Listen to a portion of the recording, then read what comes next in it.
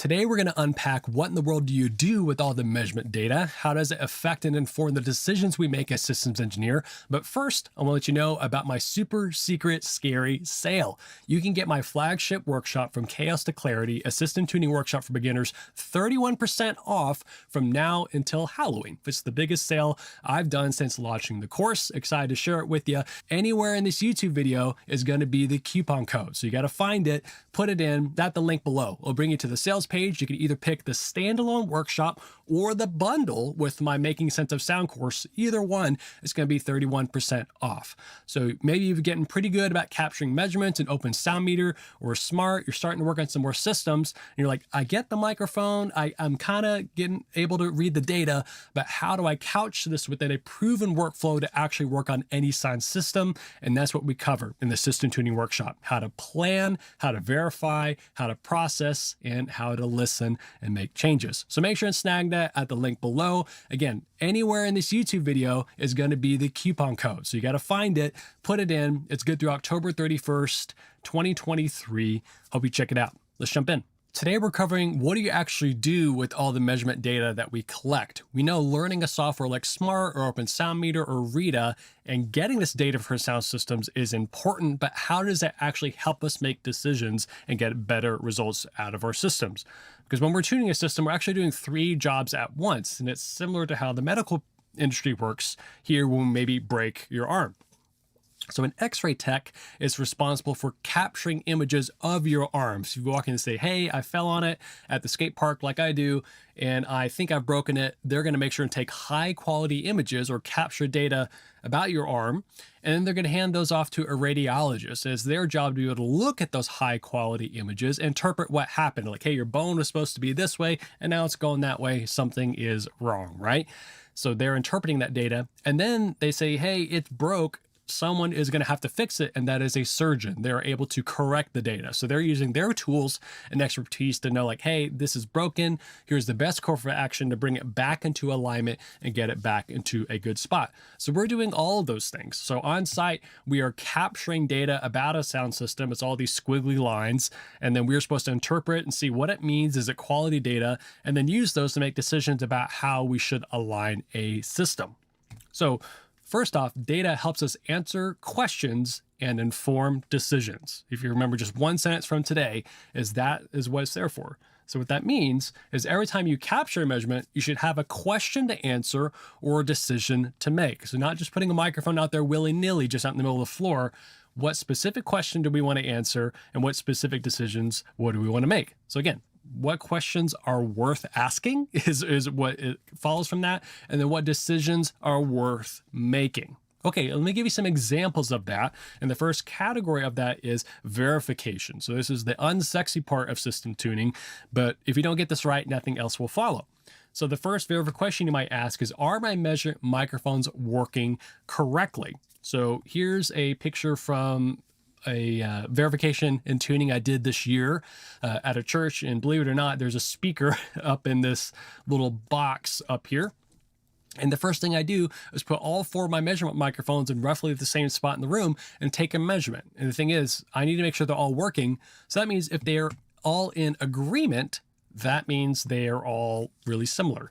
So microphones might have differing sensitivities, and so we might need to adjust preamp gain to get them to all match. But this is the measurement I got at that point in the room with all 4 microphones, and this is the data that shows they're all overlapping in both phase response and magnitude response. So I know that they are trustworthy.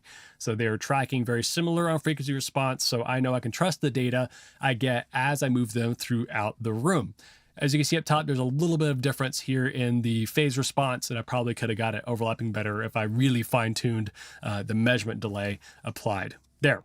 So mic verifying decisions is I might need to adjust the preamp gain on the microphones to get them to match. I might be using differing microphones, so maybe a DBX measurement microphone, it has its pins are wired backwards, so you might have to invert the polarity to get it match your other microphones. You might need to replace the cable if it's not trustworthy, or replace the microphone. So those are all decisions about making sure we have the right gear that we need to make. Another verification decision to make is this speaker working correctly. Once we make sure our microphones are working correctly, data can help us make sure of that. So a good way to do that is to get near field data. So this is a K12 with the microphone really close to it, about 3 feet and 6 feet away from it. So now I'm going to compare two measurements. This green trace is actually that same K12 speaker in an anechoic chamber, which is really cool, meaning no reflections, no noise, very quiet. As we could see from the red line at the top right here, you can barely see it because it's all the way at the top. That means it's near 100% coherence, meaning it's really trustworthy data. And there's also not much ripple at all. And a lot of reason we see ripple in the data is from noise or reflections. So it's a very clean impulse response. It has very high coherence and very little ripple. So this is a really great measurement. Flipping over to this purple trace, this is the same speaker, but it's outside. There's walls, and it's trending along a similar path, but you can see the coherence isn't amazing, but it's still worth capturing. So I actually got these measurements from Tracebook, and it's an open source library of measurements you can get. So you can take measurements of your own speakers and upload it. That's how I'm able to compare an anechoic measurement of a third-party user in the field versus just the data that QSC gives us, who makes the K12, versus something else. So anyway, even if you have an anechoic chamber versus just taking a measurement of something in the room, it's still worth it, so we can verify that. So that's something data can help us do. This is also a bunch of measurements of, I think, 24 different RCF HDL6As. They were all in a stack, and I had to quickly verify that they were all working. Ideally, I placed them all on the floor like I did that K12. You can see there's a lot of variation due to ground bounds and path lengths, but they're all tracking really similarly. So just to show you what a bunch of data looks like here of the HDL6A. So the decisions we need to make about speaker verification is we need to troubleshoot the signal flow. So are we getting a single speaker that looks different from all the rest? So can we make sure the signal flow is right all the way from the console to the DSP to the speaker?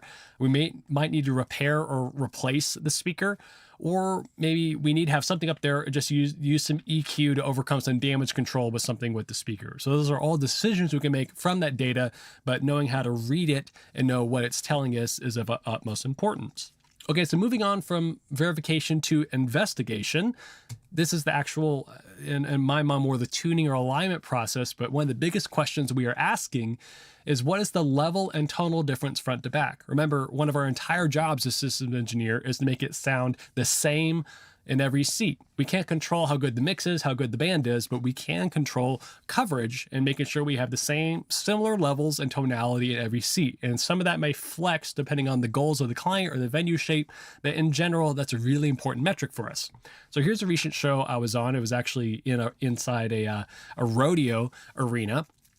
And I had these, I think it was 9 boxes of HDL6As, or maybe 10, up there in the air, and they're covering off to the side. So here's another picture viewing from the stands. So I had bleachers all along, it was about 200 feet wide, and I had to cover all of that with the speaker, with those line arrays, and I covered on the floor right here in front with these K12s. So here is the design. So I'm using these receivers right here to simulate what the front to back difference is going to be. And I've placed them here right in the middle of these zones. I made an A zone at the very top right here, a B zone and a C zone. So A is the middle of that box going here, right here. Woo. And then the other one coming here to the middle and the bottom. So it's a simple way by placing a microphone front to back to see what that level of difference is. So before I got out in the field, I had to see like, okay, what does this look like in the design? And these are each of those 3 spots. Again, the blue being the very front, green in the middle, and the red at the back. And with the given trim height I had in the boxes that were there, this is the best I was able to get it. And so if I can click on this middle trace, I could actually show the delta from the middle and look at the front microphone and the rear microphone. So it's about 13 dB here at 100 hertz. It's about a 7 dB delta from front to back at 1K, and it's 11 dB delta at 10K. So I would think as much as I went back to the drawing board of my design, this is as close as I was going to get it. And let's see how it actually translated in the field. So the top trace is each of those same 3 microphone positions. So what was encouraging is that in the field, things tracked a lot closer than it did in the design, part of it due to the room acoustics and some other factors, but this was at pre-EQ. So it's my goal to get those traces to be as similar as possible. So this is with no trace offsets. These are just the microphones as they were. So what can I do? So what are the decisions I need to make with this data? Well, previously, you see this white trace. This is my target curve. So this is what I want to get the traces to align to. That's my starting point for most PAs. And then I can walk around and listen to reference tracks and make decisions from there. But my goal is to get all these three, the pink, the green, and the orange line, to be similar to the white. And what's the best tool for adjusting that? It's going to be EQ. But I earlier spoke about these three separate zones, the A, B, and C. I'm going to tackle those after I adjust the macro tonality of the system. So that's the level and tonal difference decisions are going to make. And the first one is going to be macro EQ. So this is the EQ I applied across the entire hang, that right hang there, all boxes. So let's see what it looks like before and after. So I took this low mid bump down here, and the general lack of 2K here, and I applied that, and this is after. So you can see all these are tracking much closer to this trace, and I opted to have this a little bit lacking in the low end since there was a lot of dialogue-based stuff. I didn't need quite that much, but as you can see here, the traces are tracking really similar to each other until they start to break apart on that front box here at about 5K. All right, so then I wanted to be able to take that bottom zone, that zone C, like I mentioned earlier, these bottom two boxes, and shade them down. Since they have separation in the high frequencies, there's no overlap. Again, I see that big spike in top end there, and I can use a high shelf to bring that down. So I brought it down about 5 dB, and this is after high frequency shading, before and after. So pay attention to this purple or magenta trace right here was here, and now it's much lower. So now then tonality front to back is really similar. And this goes without saying, but the level is really similar too. Again, there's no trace offset. They're not normalized at any point. This is the actual level front to back from something that's only about 30 feet away to almost 120 feet away, which is pretty cool. So another question you can answer is, how effective is my cardioid subarray? So when deploying a cardioid subarray, the point of it is to make sure more energy is going out into the audience and less onto the stage. So this is a simple inline gradient cardioid subarray. This is two subs in front of each other. It's about a 4-foot 2-inch spacing.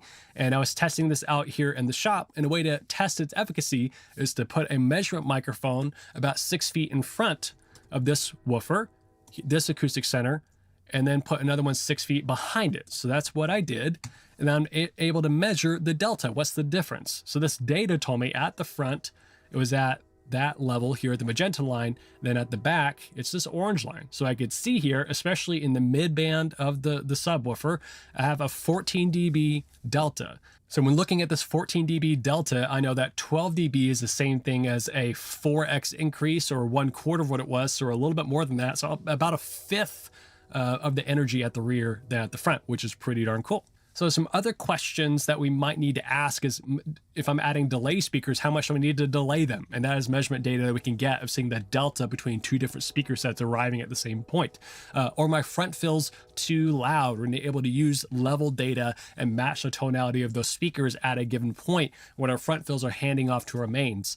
Or are these two different subs phase compatible? So when marrying maybe a turbo sound sub with a QSC sub, can I put them and have them work together and not fight each other? And that's all up to the phase response. We mainly looked at magnitude today, not phase, but all of this data sets informs and helps these decisions when we are tuning. So again, this might feel a little overwhelming to you to think about. I'm making all these sorts of decisions. I have to be all three of these parties of capturing data, interpreting data, and correcting things as I see fit from the data. I mean, what order should you take these measurements in? Should you EQ or timeline your fills first? How do I fill systems incorporate into my mains? How much processing is too much? How do I make this happen in a system processor? How do I know when I'm done? And I'm happy to share with you that I've got all this packaged up in From Chaos to Clarity, a system tuning workshop for beginners. It introduces you to a 4-part framework that's strategy, not just more tactics. As much as I love my YouTube channel, getting to share things from the field and all these workflows, this gives you a proven step-by-step workflow to put it all together. I'm sure a lot of this is still covered in some way in what I've done here on YouTube already, but not packaged up in this linear fashion with the exact steps you need to take. And not only is it just prescriptive, I guess I'm not trying to be prescriptive, but to teach you how to think about making these by dividing up the task into this planning phase, verification, processing, and listening. And like I said at the beginning, I'm running a super secret, scary sale. You're getting 31% off either the workshop or the workshop bundle with my Making Sense of Sound course. Then that's good until 11:59 p.m. Central Standard Time, October 31st, 2023. So I'll have that at the link below. Make sure and snag it. So yeah, today I wanted to introduce you to the fact that measurement data is really important, but it has to be couched within a workflow to make sense of it. And I hope this workshop will help you do that. My name is Michael Curtis. Thank you so much. Make sure and snag the course at this one-time discount. Catch you next time.